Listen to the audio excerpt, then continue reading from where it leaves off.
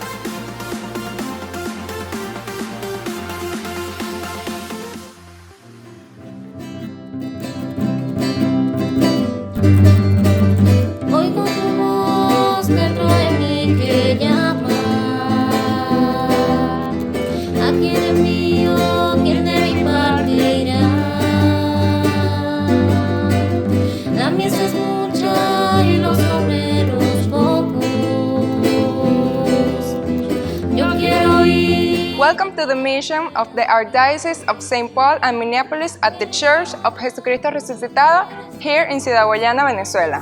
My name is Angeline Amarista. That was me playing the guitar with the group Rocaviva, just one of the ministries serving our parish. I am Miguel Muñoz. For the past 20 years, I have been the parish administrator here at Jesucristo Resucitado. Angeline and I are honored to represent our parish in thanking you for playing such a crucial role in the life of the community as we congratulate the Archdiocese of St. Paul and Minneapolis on the 50th anniversary of your Archdiocese mission. The story begins back in 1969 when Archbishop Leo Baird, catching the spirit of the Second Vatican Council, sent Father Don Echinichu to scope out prospect sites for an Archdiocese mission. His quest brought him here to Ciudad Guyana, propelled by the discovery of vast iron ore deposits in the region. The sleepy river town of San Felix was rapidly being developed into a major industrial city here at the confluence of 2 great rivers. The powerful cascading waters of the Caroní will provide the hydroelectric power to run the city while the broad expanse of the Orinoco, 19 miles inland from the Atlantic Ocean, will give access to world markets. In just 20 years, from 1950 to 1970, the population of these are twin cities of San Felix and Puerto Ordaz, together known as Ciudad Guyana, which grew from less than 4,000 to well over 100,000 residents. To serve the religious needs of growing populace, the need for priests was great. So was the opportunity for the Archdiocese of St. Paul and Minneapolis to make a difference.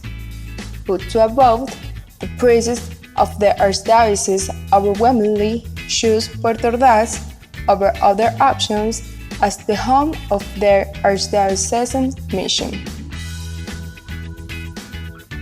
Father Ray Monser and Larry Hoover were dispatched to Merignol's language school in Cochabamba, Bolivia, and arrived in Venezuela in December 1970 in time to celebrate Christmas with the folks of the first mission parish in Virgen del Valle.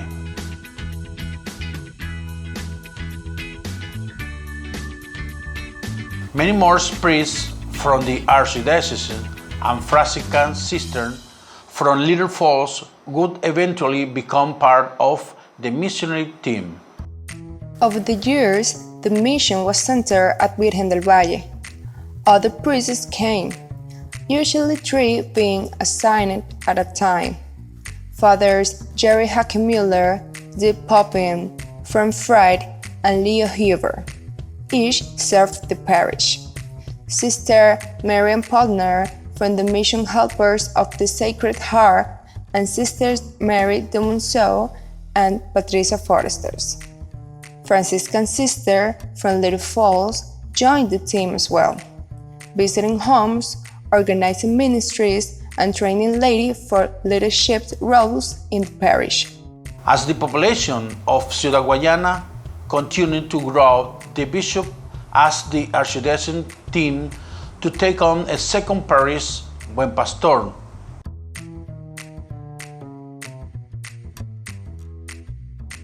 Eight miles away on the our side of the river in San Felix. So, beginning in 1977 and for a few years following, the mission team served at both parishes. It was eventually determined best to divide the large territory of Buen Pastor into 2 separate parishes. In 1985, the parish of San Francisco de Asís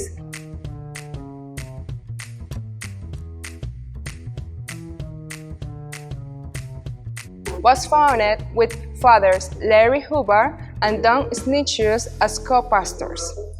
Again, the mission team from Minnesota was serving 2 parishes simultaneously. Mass at San Francisco de Asís was celebrated in the parking lot of an apartment complex. People would crowd in under a neighbor's covered porch whenever it rained.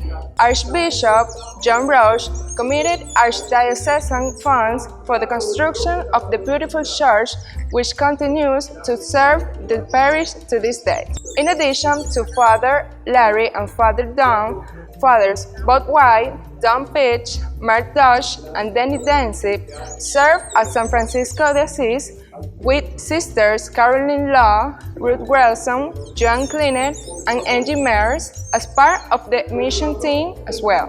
When Buen Pastor was turned over to a Venezuelan pastor, a few members of the mission team came to our part of the city to help develop the parish community here at Jesucristo Resucitado.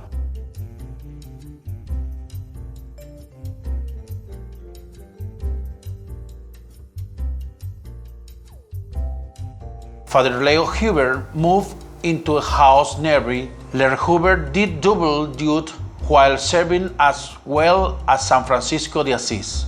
Mass was held at a local grade school. Eventually, a rundown community center was obtained and converted into our first rustic church. It was eventually replaced in 2002 by the current beautiful structure under the leadership of Father Pat Ryan, who had returned for their second stint for that very purpose. In 1997, the mission was legally incorporated as Los Misioneros de San Pablo and has served solely at your parish of Jesucristo Resucitado. Since that time, other priests who have served there over years are Father Denny Dempsey, Paul McGee, Tim Norrie, Thomas McKay, James Adams, and James Peterson.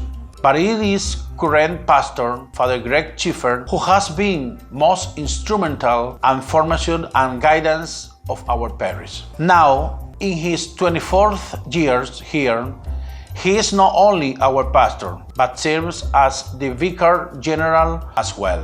Minnesota's footprint over these past 50 years includes more than that of the priests and sisters. Many groups of seminarians from St. Paul's Seminary have done part of their pastoral training here, like volunteers and visitors. Delegations from the Archdiocese, baseball teams from creating their own hall, have also walked the streets and left their mark. We can't forget the many folks back in Minnesota who were never able to come visit us but still played a significant role through their financial support and the professional training they provide for myself on several visits to Minnesota and for other members of our parish staff as well. What an honor it has been for me to get to know many folks personally over the years.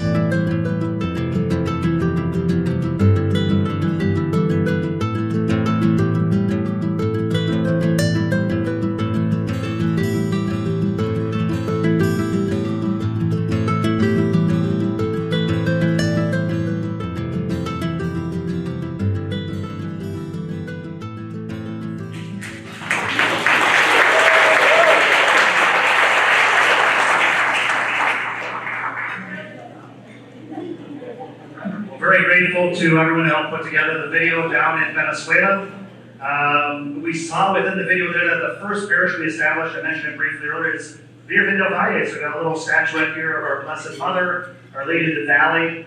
It's, according to tradition, our Blessed Mother. There's a statue on the island of Margarita. There's not only Jimmy Buffett's Margaritaville, but there actually is the island of Margarita, just off the northern coast of Venezuela. It's a part of Venezuela, one of the states. And our Blessed Mother is a statue there. We're not going into all the history and some miraculous reasons that the statue of our Blessed Mother didn't want to leave the island. And now every year there's a special celebration on September 8th, which, as we know, is also the birthday of our Blessed Mother. So a very special day to celebrate indeed. Also wanted to point out there at the end of the video, you saw the different chapels and the different barrios. We have different barrios in the Mission Parish of Jesucristo Resucitado, 11 total, and we go on into the barrios on a weekly basis to pray the Rosary, the Divine Mercy Chaplet, Bible study. My predecessor, Father James Adams, Padre Santiago del Mayor, James the Greater, he would help to lead the Great Bible Adventure, right? We would go out there with Jeff Caden's study, and so the people really appreciated that. Really, so many different wonderful persons who have helped us serve throughout the time. So, again, I want to hear from different folks who spent time in the mission territory, more than just this Padre Gricosito here. So, I'm trying to see where is Father Bob Hazel here? Did he duck out? Oh, you're right there. Oh, good. So, Father Bob, priest of the Archdiocese, his home parish was Immaculate Conception of Columbia Heights, where I'm currently serving. And he has had a very diversified ministerial career. He's currently retired, entre comillas, como decimos in Spanish. In air quotes, he's retired. He still is very active and helpful. But we want to hear about his missionary experience in Venezuela. So, Father Bob, please come on over. Bienvenido. Welcome. Just a word, this is in place of Father Jerry Hackenmuller, who was not able to be here this evening. We pray for Father Jerry, and we welcome Padre Roberto. So anyways, I started out on my missionary career there fairly slowly because I had thought about it. I had talked with the diocese about it, and Archbishop Roach approached me and said, "Would I go?" And I said, "Give me 2 days to think about it." And I called up and I said, "Yes, I will be glad to go." And we had somebody working, I won't mention, in the Society for the Propagation of Faith. And so I was sent down to Cochabamba to study Spanish. And I arrived in Cochabamba and I found out that the arrangements that were supposed to be were not there. And they didn't have a place for me. I got a residence with somebody outside of there, and they could only give me half of the hours that people were supposed to be taking for Spanish immersion. So I started learning. But to the great of it, I did not have to stay in the confines of the English-speaking people who lived up in the central for the studies. And I got to know one of the teachers who was the youngest and a man. He had a motorcycle, and I had a lot of fun with him. And I was also speaking Spanish all the time. And his thing was I could stay at their place if I taught him how to swim. So, yeah, I don't know how to swim that well myself. But in the pool, which was fed by cold water coming from the hill down, and this was in like September, October, and the water was very chilly. Anyways, so I started out. I did that. Cochabamba was a very interesting place. I got out around there. I met a couple of other priests from Merino who were active for a review in Spanish. And we went out on town and we went to various places. I even made a trip to Potosi. Any of the other people here in Potosi? You do, good. That's one of the highest. The airport is about 14,000 feet above sea level. Anyways, I studied Spanish, and I got kind of tired of studying Spanish by the book. So I hooked up with the priests up in La Paz from St. Louis, and I said, well, I'll go up there for a while, and I will get my visa to go to Venezuela. That was harder than I imagined, because I waited around there for something like 5 or 6 weeks, and I helped them. Okay, I was speaking Spanish, so I was learning that. I finally got the permission to go there to Venezuela. I couldn't enter and have a residence visa there, not resident, but visa there, unless I had it in hand before I went. So, the plane, I went, in the plane, and I happened to stop at Manaus in Brazil. And I said, I've never been at Manaus in Brazil. I'm going to stay here for a few days. So then I flew to Caracas, and my first introduction to Caracas was reading the language. It's not Caracas, you know, it's Caracas. I mean, they lied almost everything. Maso menos pasado to Paulo. You have to use your imagination. And I had sent a telegram when I left Cochabamba, and I got the plane to Guyana, and I arrived there. I had a telephone number of somebody I did not know, but I didn't have any Venezuelan money. I didn't have a telephone. This was before cell phones and computers and all that, so And I finally got somebody to call that number for me, and he stopped, he came down to say, hey, he stopped and picked me up. He was going to take me to the place, he gave me something to eat first. And then I was there. And lo and behold, there was lots of things going on, but I didn't know where I was going to fit in with this. It was L1 Pastor, Good Shepherd, I like that name. And the mission, the work of the mission there was fairly different than it turned out to be later. Because of when the money started evaluating and when the socialists came in, the economy had. I was there during the last of the best years of Venezuela.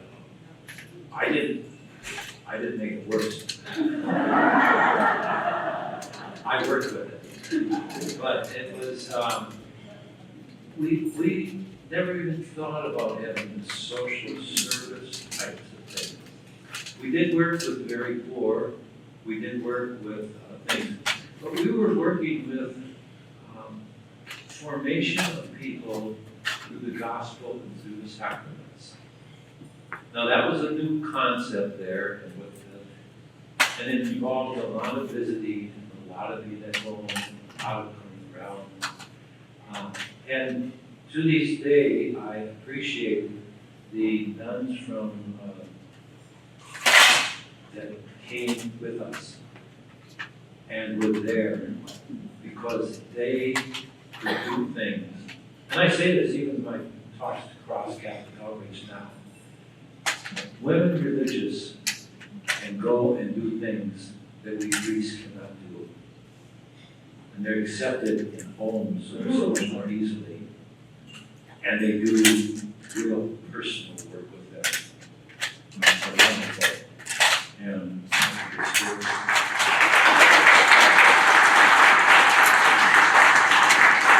anyway, so a couple of things I think that I accomplished. One was a couple of years there, I started a first communion for holiness. Holiness being over 15 years old before you're married. And this was first communion program. And we had a worked out kind of thing, Saturday afternoon for 17 weeks in a row. And they came. First year we had about a dozen. And then I said, what about 5 of them? They would lead the sessions the next year. And the next year we had another session, and some of them stuck on, we got a few more leaders. I was always looking for leaders. And to the point of the year I was leaving, they had about 125 youth sign up for this Eucharistic preparation thing. So, I mean, it was amazing. Baptism was not as successful because there were a few old Spanish priests around that just, if you gave them money, they baptized you. No preparation, nothing. It was disgraceful. But we were trying to change that. I did travel a little bit. I went to Angel Falls, Archbishop Manacova. When I went to the Ciudad Guyana, I think there were 17 priests there. There were about 5 Jesuits in there, mostly in the high school, but one was in the parish. There were several from Italy, and there were several from Spain, Malaga. There were no native priests from Venezuela except the Bishop Medardo.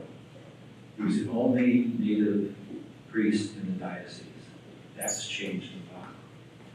But we were working, we did not see the need for social service type of things at that point. Venezuela was going very, very well. And corruption, yes. Poor didn't get the advantages as much. much, yes. There was some hope. People were involved in that and thrilled. And so, worked with that, and this is my last thing, within the first year that I was there, I, for some reason, was put in charge of the family apostolate. And the family apostolate included what we call marriage encounter and youth encounter. It was a program by the same person in Spain who developed this youth encounter. But the youth encounter was reserved for people who were children of people married by the church. That was over in Portugal on the other side of the city.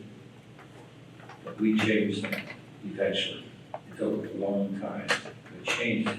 So any youth could come to that. And some of them became leaders in the movement. Then there was the natural family training, which one of the nuns worked in there quite well. It did, I don't know how popular it became, but it was there. And so we had families towards, family was a big thing, pulling families together, doing that with them.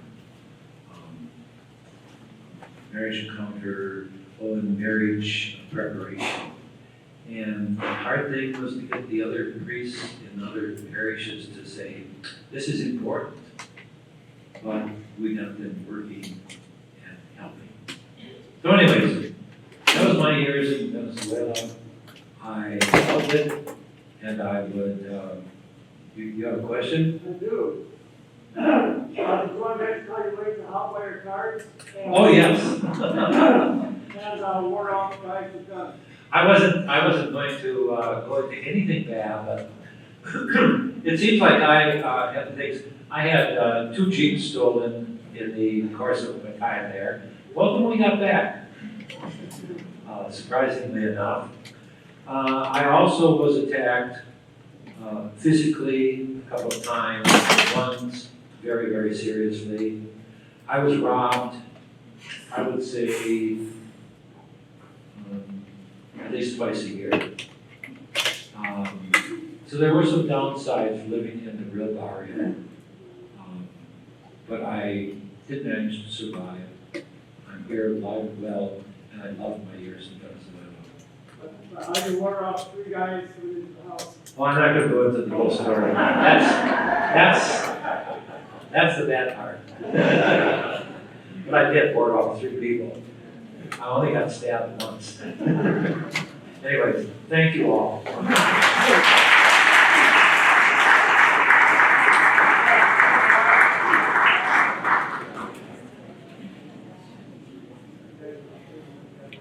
Well, thank you very much, Father Bob, Father Roberto, for your witness and for your experience there. I didn't realize that, but wow, I will avoid you when the fist fight comes around. You are not one to be reckoned with, but really, in all seriousness, thank you for your ministry and your vocation and for highlighting our sisters. We will hear from the sisters as well tonight. Just wanted to highlight here, I've got my delicious cup here. This is from the Centro San Felix. It's got the colors of the Venezuelan flag, and the sun is actually an arepa, which is something which was, if I could say, lacking from the dinner tonight. The dinner was delicious. So we want to thank our caterers. Thank you very much, our caterers over there. Thank you. Thank you. I was talking with our table mates over here, and there was the white rice, there was the black beans, and there was beef. We were only missing the plátano to make it the pabellon, the national dish. So it was good. Yeah, bueno. There's plátano? There you go, there's plátano. There, you had it, pabellon. Nice. Thank you. All right, well, we heard our musicians open the night. We also want to welcome them back here to do another song. And then Gerardo will also give a bit of a testimonial. So come on back, our musicians here. We'll get our spirits moving once again here. ¿Todos van a cantar y tocar o no? ¿Solamente? Ok, muy bien.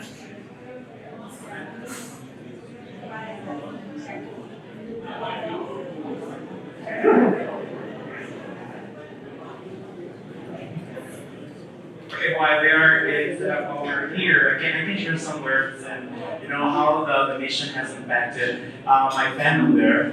So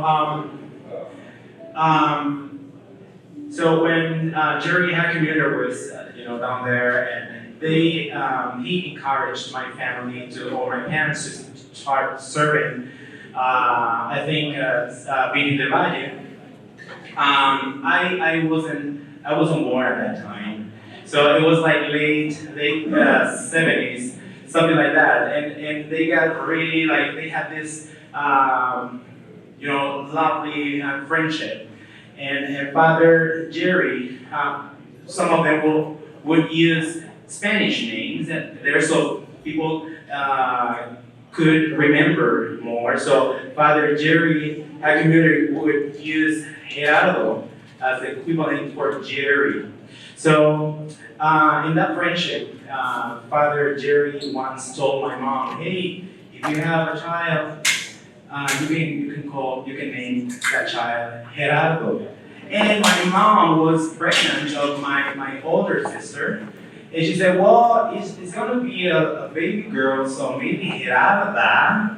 I don't know. I'm not sure. That sounds weird, Father, but I don't know. So Father Jerry Hackemuller left, and then I was born, and my mom decided to call me or to name me Gerardo. So I would say that, I've been named after Father Jerry Hackemuller, and when I came here the first time in 2001, that was like a very nice encounter. Like, "Hey, Father Jerry, I'm named after you," and he didn't know that happened because he left very early before I was born. But yes, and my parents were serving for a long time there at Jesucristo Resucitado. My mom would lead the choir, and my dad would also organize or help out with some ministries there, prayer groups, and also catechesis and formation. So even though we were not in St. Felix, we would spend weekends over there. Like during the day, my mom and my dad serving over there, and I will be just playing around and being at masses. So I think that mission has that very nice and important impact in my family, and for some coincidence or coincidence, I don't know how to call it, I'm here in Minnesota again, and that's another story, long story, but we promise you no more than 4 hours, right, Father? So let's go for the next one that we're going to do for you. It's a very nice song because actually we were part of the tour, the group of musicians that will come every year from 2000 and on, visit the Archdiocese, visit different parishes, and one of the songs that was really, really popular, it was the twister or the son of the gavilan. Gavilan is a hawk, as a kind of bird there in Venezuela. And we have it's a very funny song about two gavilans, two hawks having a conversation. And this gavilan or hawk would communicate using a trabalengua or tongue twister. So the other gavilan wouldn't understand anything. But it was a really nice, I won't talk anymore. We'll just sing and you will see.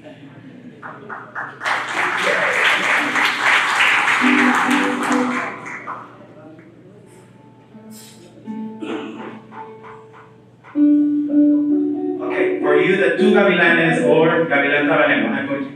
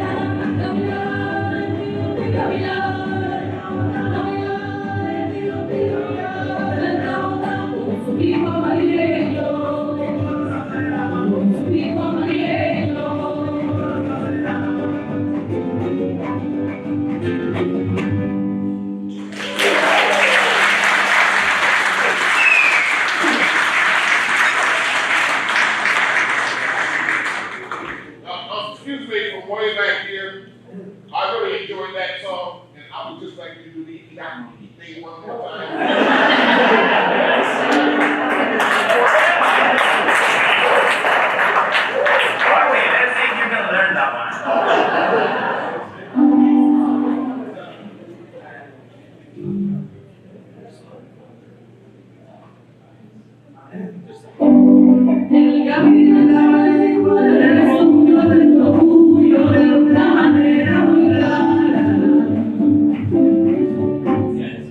locos de cuya regadera nos han tomado de la mano como hermana de la mano su cara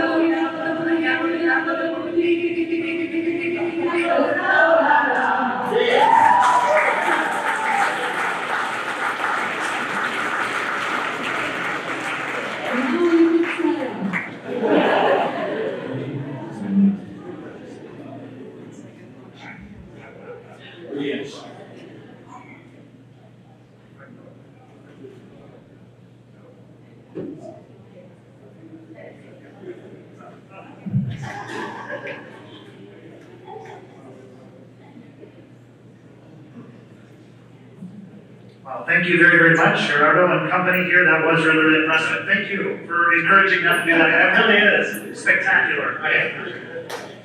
The Venezuelans in general speak very, very quickly, and so some of our brothers who did the studies in Cochabamba and others, it's such a shift when you go to Venezuela again because I think Father Roberto used the term slide their words. They usually cut words, and just modify things so much. And so it's an adventure, but it was very, very good.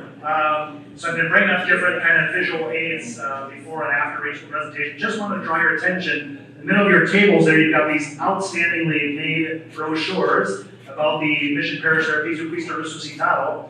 I would direct your attention inside the pamphlet there to Mary's House. So Mary's House is an initiative to help those abandoned men and women to have basically a hospice home towards the end of their years. The Missionaries of Charity do a wonderful work there in Ciudad Guyana and other places throughout the world, of course. But one of the efforts of Father Greg was to really have a hospice home to care for those in the end stages of their life. And so, while we're not going to do a formal collection here, Father Dennis talked about a second collection in Mass. We won't pass around the hat or anything, but if you do want to make a contribution, you certainly can. How can they make those contributions, Steve, Mickey? Envelopes on your table. Perfect. To make the little contribution was collected at the end. Wonderful. So it'll just be pulled together at the end. All right, well, we've heard from a lot of the fellows up here from the microphone, but we've heard a lot from the ladies singing over here. They've done great. I want to invite forward at this time Sister Carol Schmidt, one of the great Franciscans who served there in Venezuela. I want to get her perspective, some of her anecdotes, so let's give a warm welcome to Sister Carol Schmidt.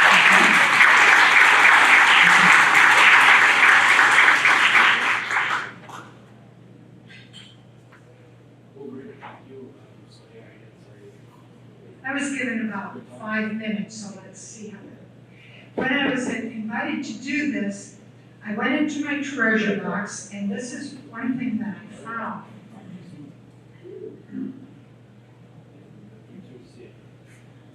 And I did most of my work in the little barrio of San Buen Pastor of El Gallo.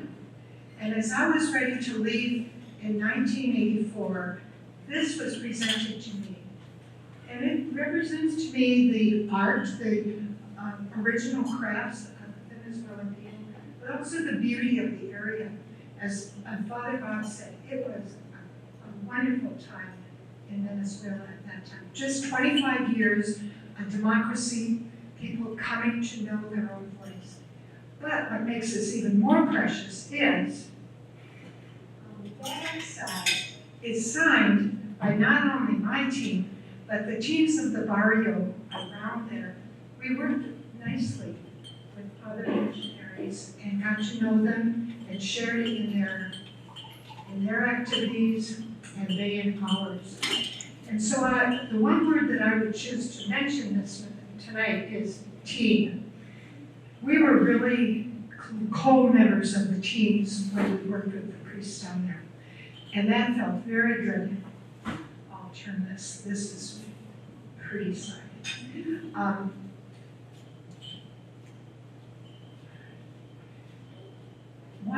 One story I will tell. In 1980, we got word that Archbishop Oscar Romero was killed in El Salvador. And we didn't know him very much. We knew that the Central American countries were more agitated than Colombia was, than Venezuela was. We were more devotional at that time. But we drew these teens together at our little parish of Buen Pastor, and this is what I remember about it. Groups from all of these little barrios came into our little parish, and you didn't really get the best view of Buen Pastor because it was in fact a small mission church at the time. One of the things that we did, we placed a large candle on the main altar, and one by one the barrio people came up, our representatives lit a candle and took it back supposedly to their own area of work. And we sang and we sang and we sang this song. Aunque pasen años, aunque pasen días, la llama encendida no se apagará, no se apagará. And if it lasts a day or if it takes a lifetime, once the flame is lighted, it cannot be put out. And I would say that is what I have held in these years since living there. We worked in the Diocese of Guyana, I've got it right here, from 1975 to 1992. There were 10 of us, 3 or 4 usually at a time. That flame has now gone out. No se apagará. Once the flame is lighted, no se apagará. And our community since then has not only continued with the Latin people and using English as a second language, we now have 90 persons who are associated with us, and they're from Ecuador, Nicaragua, Venezuela, Mexico, Colombia. And we in Little Falls, through translations and technology, are in touch with these good Christian Catholic people in those towns because they have met the Franciscan sisters. In central Minnesota, there's a very strong immigration group.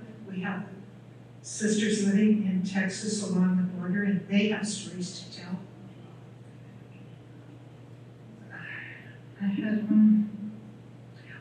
In our work in the diocese, Bob talked about that a little bit, but we tried to identify the leaders and the women getting their voice. I'll just mention this one little story about that. There was a national women's group. It was called Femenino Popular, something like that. And the women would get together and just share their stories, get out of the house kind of thing. There was trouble in the local school right behind the church of Buen Pastor. And one of the women who sent her children there was especially concerned. And the women sat there and said, this could happen, this could happen.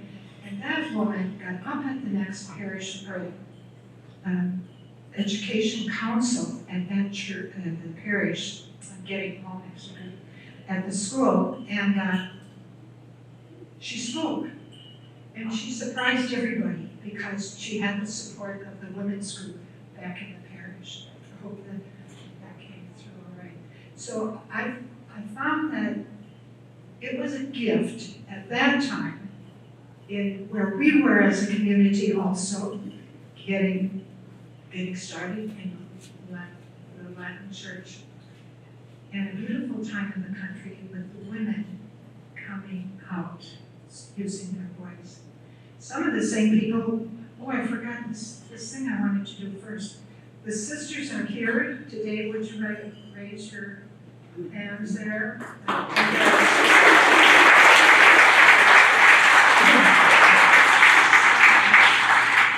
glad to do that. And there are a few young associates who worked with us at the time, volunteers. And I see 2 of them over here, and Steve over here.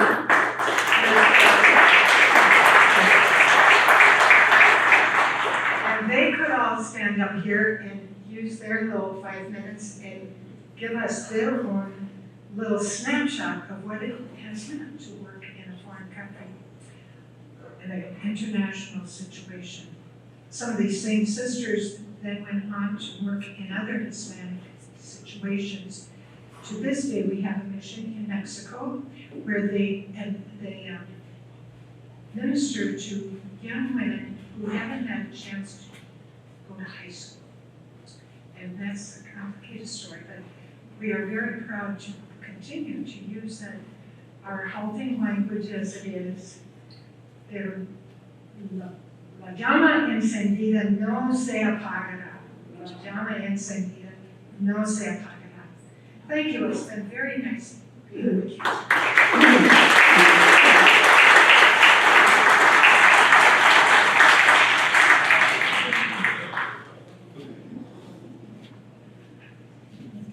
Thank you very, very much, Sister Carol, and for all of our sisters and the associates for the wonderful work that you did there at Jesus Buen Pastor, and for your visual, reminding me of a visual I also had from a fellow from La Frontera. Anyone from La Frontera?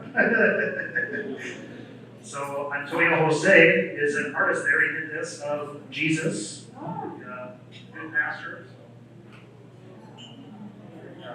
Very, very nice there. So I just wanted to share that with you. We now want to invite another Padre Roberto. We're just full of Padre Robertos here. Father Roberto White. So Father Bob White served for a time in the late 80s, early 90s in Venezuela, so we want to hear from his experiences there. Welcome, Father Bob.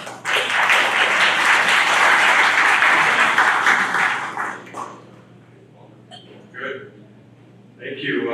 It's my third night there. I just come from Cochabamba. Bob Lee learned Spanish on the streets. I made the mistake of learning it in a textbook. So I'm in Venezuela where they do speak very quickly. So I'm, it's Holy Week, and there's confessions, of course. All priests on hand, we need you, okay, lines of people. And so my first confession, I hear something that I'm going to myself, oh my gosh. And I said, I want you to repeat that because I want to make sure I heard that correctly.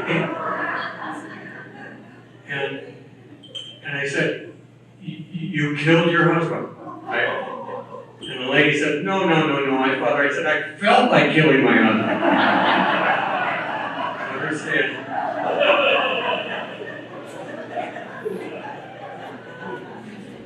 So I said, that'll be 3 Our Fathers and 3 Hail Marys.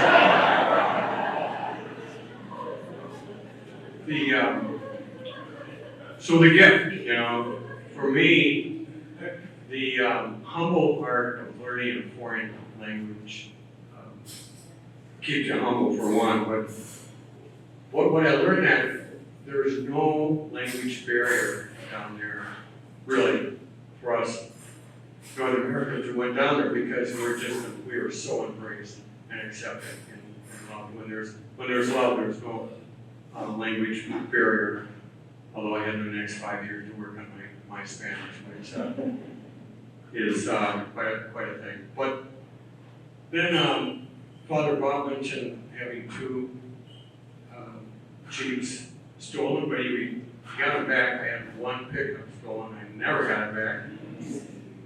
And so it was first night that Father Don Cachet, who wasn't here tonight, great guy, arrived in the church. So at that time, I think around Christmas time, Father Bob Hazel came down to help us out.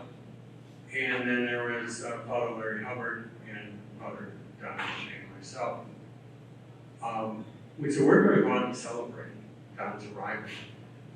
So we went to this restaurant over in Puerto Ordaz, and it was a big sign in front, Restaurante Familiar, family environment restaurant, great, let's stop in, and kind of a chicken shack kind of thing.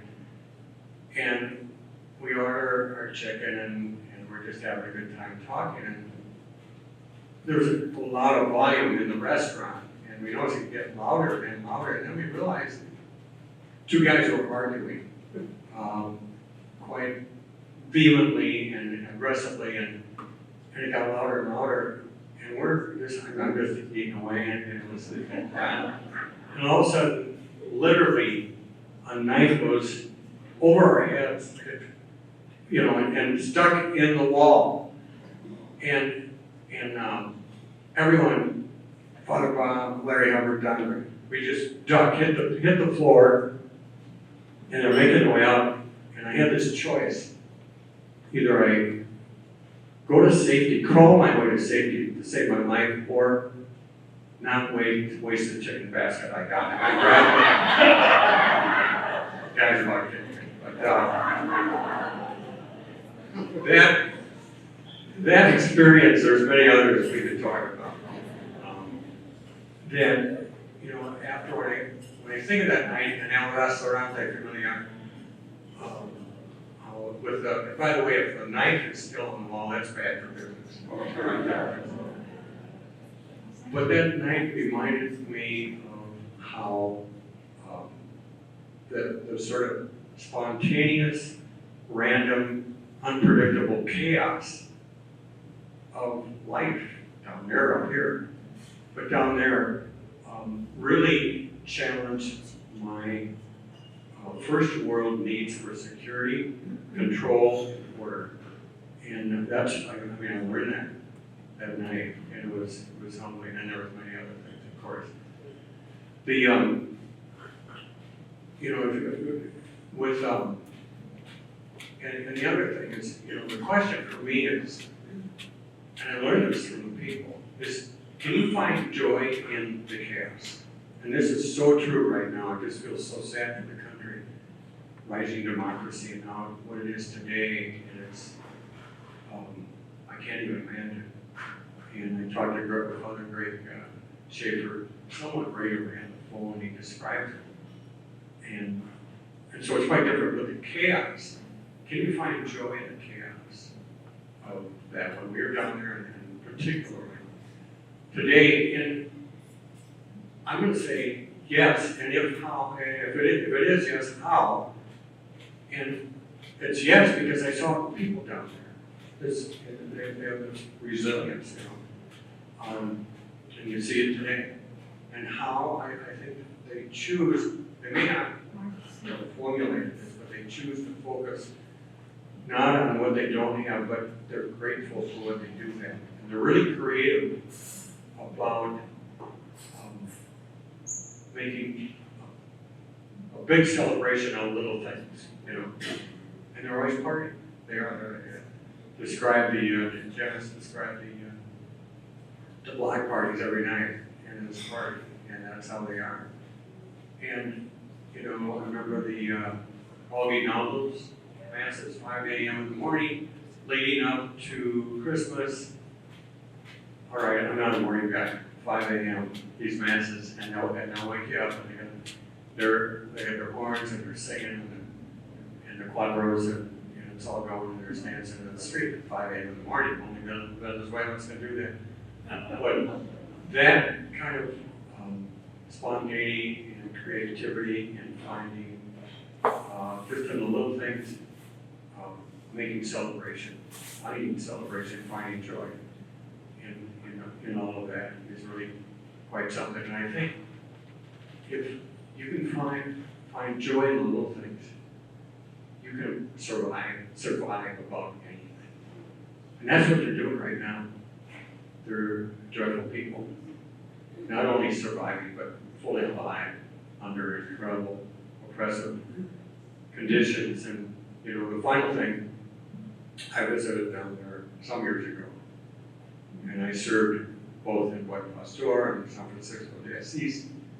And they showed me into this room. They have sketches of all the priests there, and it was like a shrine. It was like they're going to put a vigilite under me. My photo, you know, I was like, okay. It was like, this is too much, but they do not forget you. Once you serve, they will not forget you. The folks there, and it's beautiful because I think they have such an appreciation, natural appreciation, and gratefulness for each other that it's all about relationships out there. And people come first And think of it, if we put people first in the way we do parish, and the way we do church, and the way we do the world, how different the world would be. So that I'm going to say to people of Venezuela, great gift to the world and to the church and to all of us who serve it. Thank you.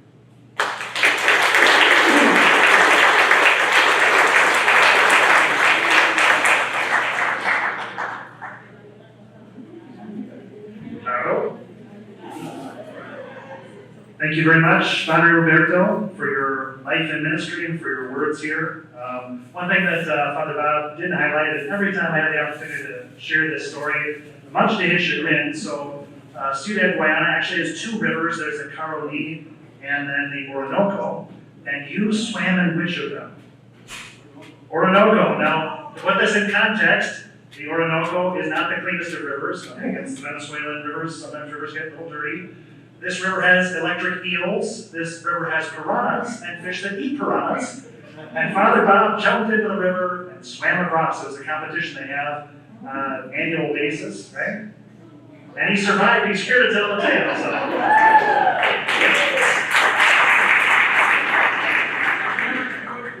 You would never do it today. Well, that's pastoral wisdom and insights over the years. That's good. He had served there at San Francisco Diocese. Again, I spent a little bit of time there myself.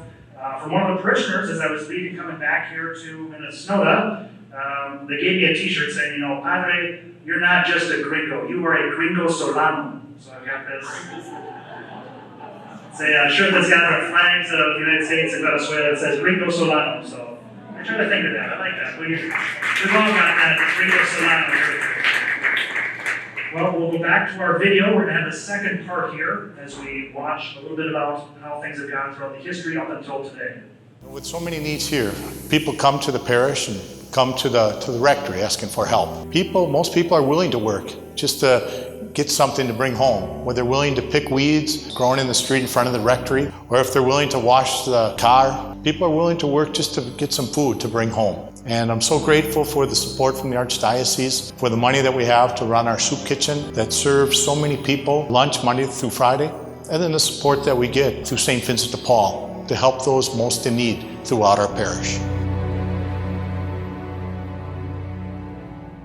Despite the hardships and struggles we deal with, we, Venezuelan people, are survivors. We are people of faith, people of hope, people thankful for what we do have, people who know how to celebrate life and do so. From the laughter of kids playing in the street, parents sitting on the side talking and listening to live music, joining in a game of dominoes. families celebrating birthdays and whatever other reasons they can find for getting together. The family structure is very important here in Venezuela, and the people love to get together to celebrate. People love to come together and celebrate within families. The story of the Archdiocese of Mission is, of course, our story as well. For our lives have become intertwined with yours in ministry and friendship. Buenos días, ¿cómo están todos? Saludos allá en Minnesota, Dios los bendiga. Bueno, aquí estamos en Puerto Ordaz, San Félix. Mi nombre es Manuel Madrid, trabajo aquí en la parroquia Jesucristo Resucitado. Tengo 8 años ya aquí trabajando. Mi trabajo aquí es promotor social. Atiendo a las personas con necesidad de comida, de medicamento. También hacemos muchas labores hacia afuera, los hogares, casa por casa.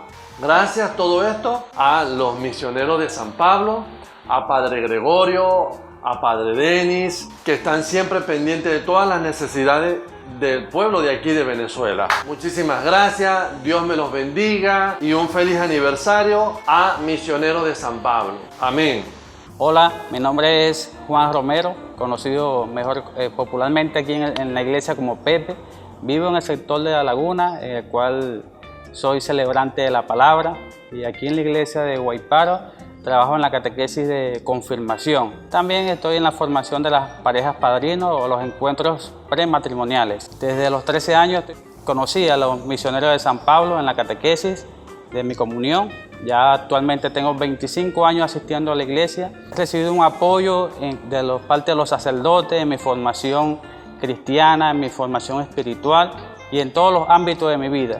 En una sociedad donde los jóvenes tienen la tendencia a muchas cosas malas, gracias al haber conocido a los misioneros de San Pablo, ha influido mucho en mi vida para ser una persona de bien. Felizmente casado con 3 niñas, mi esposa Erika, y agradezco todo el trabajo de los misioneros de San Pablo aquí en esta misión que están realizando aquí en Venezuela. Y bueno, los felicito por estos 50 años de su aniversario. Dios los bendiga. Hola, mi nombre es Judy Guzmán. Estoy acompañada de una integrante, Stephanie López, una de las voces principales del coro. Me siento contenta por esta entrevista, ya que voy a hablar un poquito del grupo Roca Viva, que creció dentro de la parroquia hace más de 20 años como grupo juvenil. Lo que queríamos era incentivar a aquellos jóvenes a participar dentro de algún ministerio, y el grupo Roca Viva Juvenil se encargó de integrar a varios grupos con jóvenes. Nosotros después, la mayoría nos quedamos en el Ministerio de Música y prevalecimos allí. De verdad que estamos agradecidos por tanta colaboración y felicitarlos por estos 50 años de aniversario. Roca Viva siempre va a estar agradecido. Buenos días, mi nombre es Erika Marcano, de la comunidad de La Laguna. Uno de los agradecimientos principales que tengo para el sector de La Laguna es la construcción de nuestra capilla Misericordioso Sagrado Corazón de Jesús, de la cual formo parte. ¿Sí? Hago vida activa ya en mi sector. Allá realizamos reuniones del martes comunitario y realizamos también nuestra catequesis y nuestra misa dominical. Aquí en nuestra parroquia, pues, ahorita estoy a cargo de coordinar la catequesis, de la cual ahorita contamos con 29 catequistas. Pues ahorita por situaciones de pandemia están las actividades paralizadas, pero siempre está el contacto vía telefónica con nuestras personas que participan en nuestra catequesis. Agradecidas también por la excelente calidad humana y de los sacerdotes que nos han enviado. Unos excelentes sacerdotes que han pasado por acá por la parroquia, en los cuales no solamente calidad humana, sino calidad de servicio apostólico. Agradecida, feliz aniversario, gracias. Buenos días, mi nombre es Carelis López, yo soy la odontóloga de la parroquia Jesucristo Resucitado. Desde hace aproximadamente 19 años llevo prestando el servicio a la comunidad para darle una mejor salud bucal. Le mando muchas felicidades en su aniversario, en sus 50 años, que sigan adelante, y yo estaré aquí para seguir apoyando su labor, para darle a toda la comunidad el mejor servicio que se pueda, y bueno, hasta que el cuerpo aguante, hacia adelante. Muchos saludos. Muy buenos días. Somos las representantes de la Legión de María que hacemos vida en nuestra parroquia de Jesucristo Resucitado.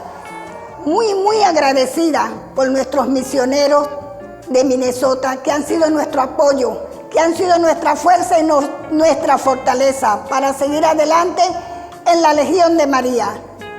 Agradecida con los misioneros de San Pablo por haber prestado esta ayuda a nosotras los venezolanos, las venezolanas, acá en la Legión de María. En nombre del grupo Sacristán, queremos agradecerle a la misión Misionero de San Pablo por 50 años acá en Venezuela y específicamente en Ciudad Guyana. De verdad les deseamos mucho éxito, que el Señor los bendiga y la Virgen lo cubra con su manto y los ángeles del cielo lo arrullen con su canto. Gracias por acompañarnos. Hola, mi nombre es Dalila Carreño, pertenezco a la Sociedad San Vicente de Paúl, quien se encarga de visitar a los enfermos y personas abandonadas. Gracias a San Vicente de Paúl en Minnesota, a Lou Wiggin, quien ayudó a fundar el grupo aquí, y al señor Ed, quien se encarga de organizar los envíos de las donaciones para nosotros. Hello everyone, I'm Father José Antonio Brito from San Félix, Venezuela. I would like to say thank you to the Archdiocese of St. Paul in Minneapolis for has been supporting the Diocese of Guyana here in Venezuela through the years. In this 50th anniversary, I would like to say thank you to my friends in San Joseph, Waconia, especially to the Swiss family, for all the support they have been giving to me as a seminarian when I was studying and preparing myself to become a priest. I'll be thankful for always for all the things you do for me, and I hope for many years you can keep supporting the mission here in Venezuela. God bless you. On behalf of the Diocese of Guyana, I want to thank the priests, religious sisters, and lay volunteers who have service in the parishes of Virgen del Valle, Buen Pastor, San Francisco de Asís, y Jesucristo Resucitado over the last 50 years. Thank you, Archbishop Hebdad, for continuing to help my Diocese of Guyana. Thank you to the many generous supporters of your Venezuelan mission. Your prayers and generosity are helping many people. Thank you. God bless you. On behalf of the people of the parish of Jesucristo Resucitado, I want to say thank you for your continual support of the projects that we have, and thank you for your prayers. Thank you, and may the Lord bless you for all that you do to help us.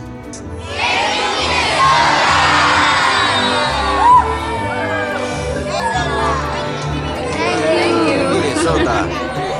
Thank you, Minnesota. Thank you, Minnesota. Thank you, Minnesota.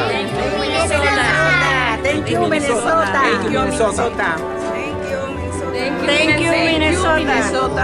Thank you, Minnesota. Thank you,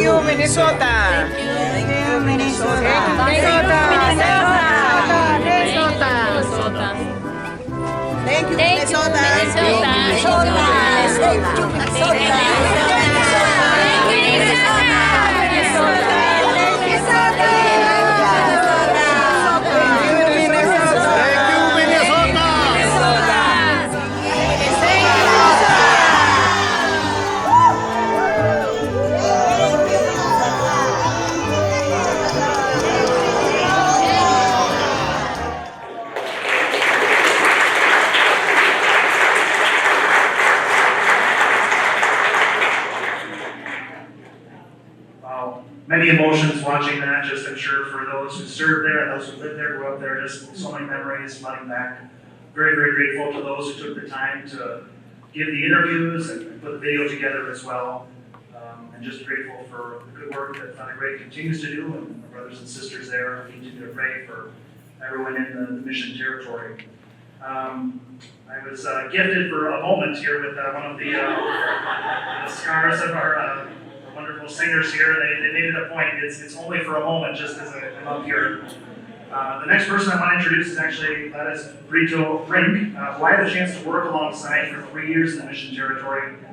She has found her way up here in Minnesota, and she may go into that, but very grateful to Gladys for all they did. She says gracias. She's from the great barrio of Los Arenales. So we welcome Gladys.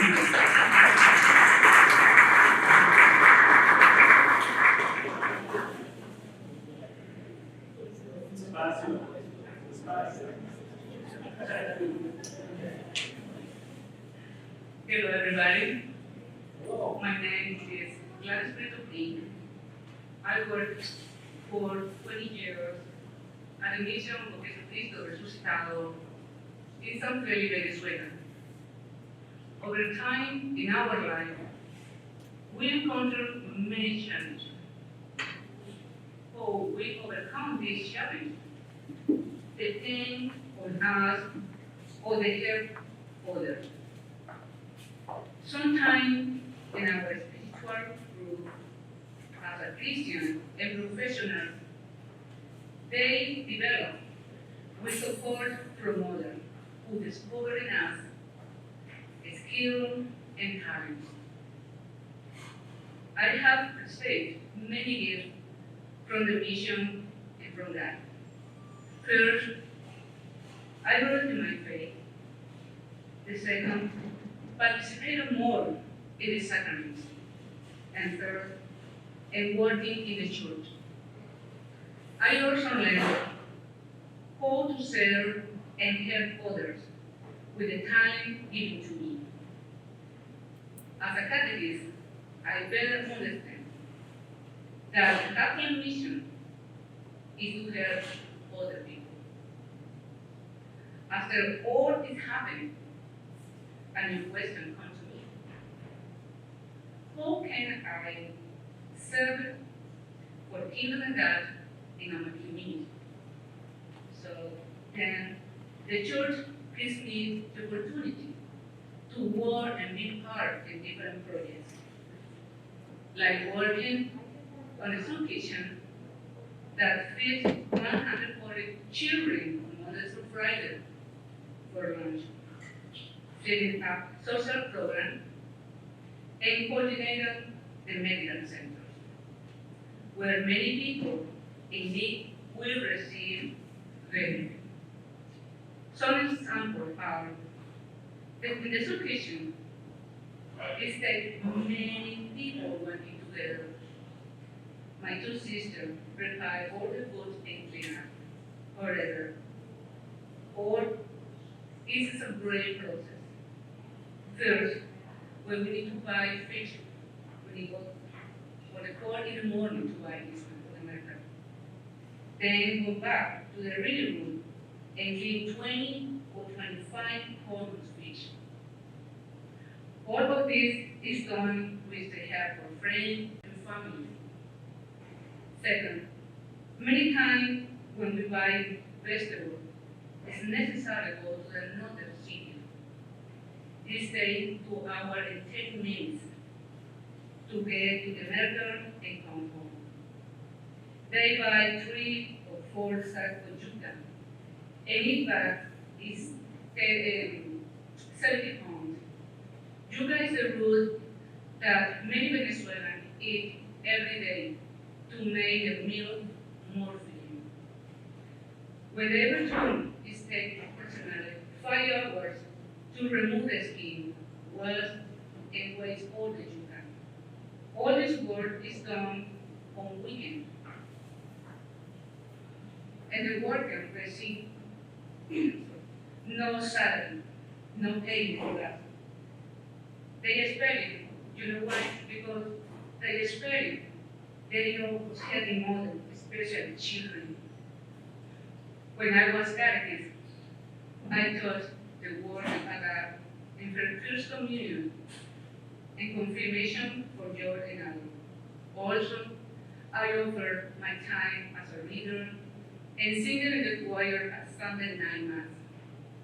It was priceless because time invested in God and the service of the other is never wasted. The mission also have a medical and dental clinic. All employees contributed their time to help whoever is what needed. Jesucristo resucitado. All employees are willing to work as a team. I now understand that serving is more than lifetime, which is expected by God, and the church with us measures to who and how we can help. With humility and allowing the Holy Spirit to work in you. You not only grow and learn, but you also are prepared for a new challenge and opportunities. Mother Teresa said, we are a simple person in God. In conclusion, the mission in Jesucristo resucitado touched me how to care the others, and this made me happy. Serving to that. Thank you.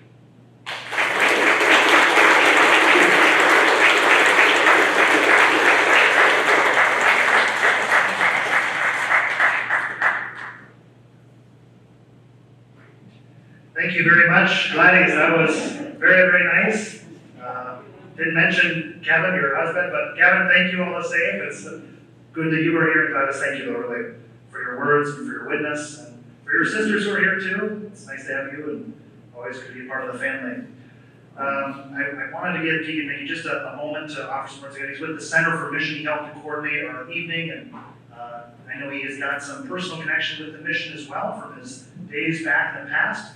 So we'll have Deacon Mickey offer some words and maybe a word of gratitude to him.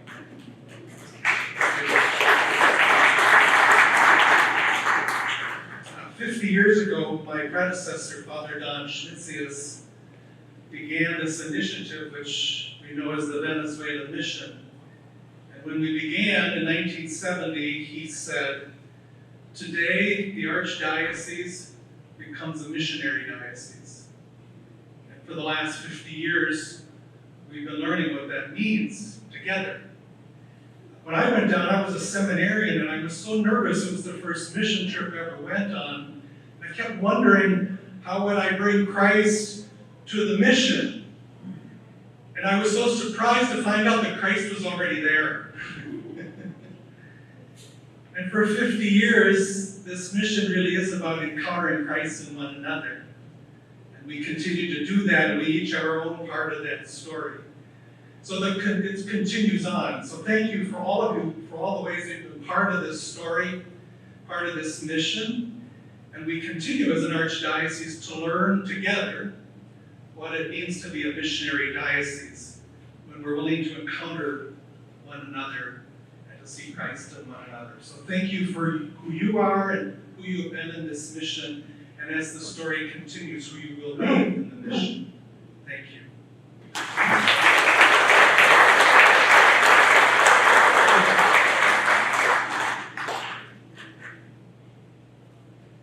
Thank you, Deacon Mickey. Really appreciated your words there and for your personal testimony and really for helping to coordinate this. Got the little maracas here with the Venezuelan flag in there. We're going to have, actually, again, our singers come back for the song of Venezuela.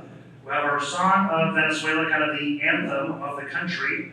And then we'll have a final blessing. Then you're welcome to stay for as long as you like. I know the evening has gone longer, and again, we thank you for your patience. Thank you, Father Mitchell, for your allowing us to be here for this time. At the end, I know Archbishop, you celebrated Mass. Would you be willing to give a blessing at the end? Great. Thank you. And for our singers then, por favor, ustedes pueden venir luego. Gracias, tú también, ya. We'll hear again our wonderful singers with the song of Venezuela. Oh man, I can play the maracas for a little bit, sure. As the group gets ready here, I was reminded, Padre Denny during Mass was reflecting upon Adam and Eve, and it reminded me of a joke that I heard in Venezuela. And I'll tell it in English, and if I need to translate it in Espanol, I can do that as well. But there was a fellow doing a census. Sometimes, that happens here in the States and other parts of the world. You go and knock on the doors, and you ask the names of the people living there, their occupation, if they have any pets, things like that. So one day, this guy goes to one of the barrios, knocks on the door. Guy goes to the door and says, "Hola, hola, how are you? Very well, and you? Chévere." And then says, "What's your name?" The guy says, "My name is Adam." "Oh, okay. And you live with anyone else here in the house?" He says, "Yeah, my wife Eve." The guy goes, "Really?" So he's trying to be a funny guy, a smart aleck. And he said, "So is the serpent there too?" And the guy said, "Yeah, just a minute. Hey, mother-in-law, they're calling you." Nothing against the mother-in-law. This was, in Spanish they say, "Suegra te llama." There you go. All right, Venezuela.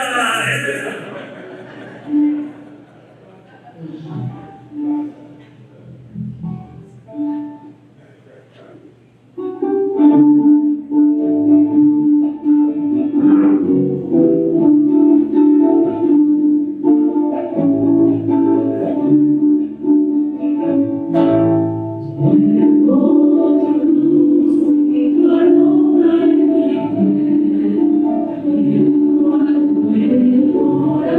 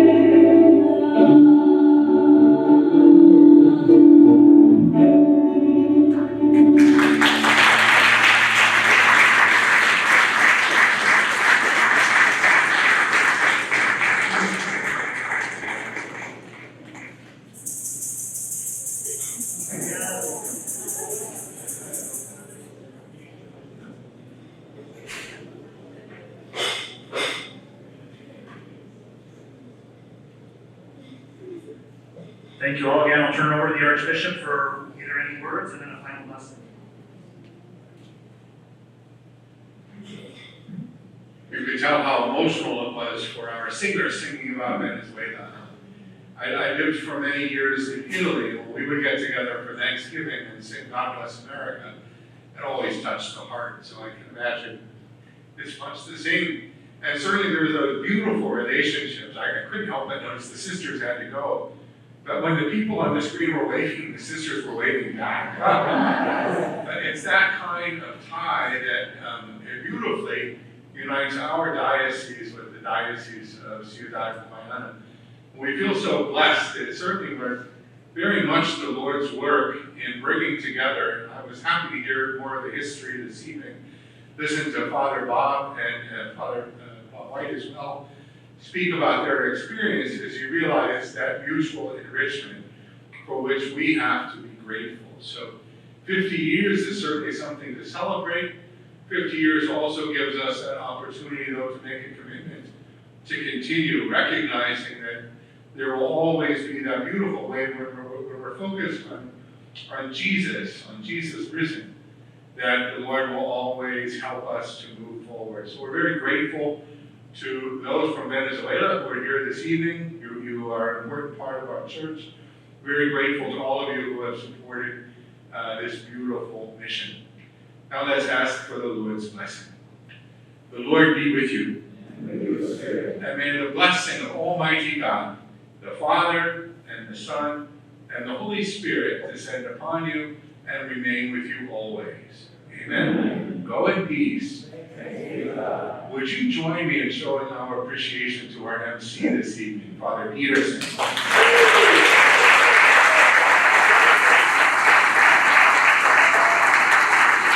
had to come up one more time, you know he would have had Venezuelan socks, and then it would have been dangerous after that. But we're very grateful, Father, for your wonderful work this evening. Thank you.